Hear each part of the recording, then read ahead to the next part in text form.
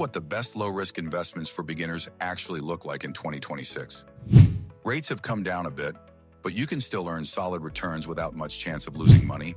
These are safe spots to park cash or start building wealth slowly. Top 1. High-yield savings accounts, up to around 4 to 5% right now, fully liquid, FDIC insured up to $250,000. No risk to your principal. Second, certificates of deposit. Lock in 4 to 4.5% for 6 to 12 months. Great if you won't need the money soon. Third, U.S. Treasury bonds or bills, around 4% for longer terms, backed by the government.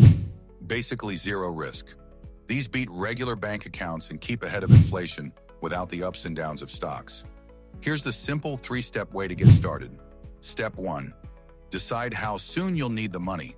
Short-term, go liquid. Longer, lock it in. Step 2. Shop online banks or treasurydirect.gov for the highest current rates. Step 3.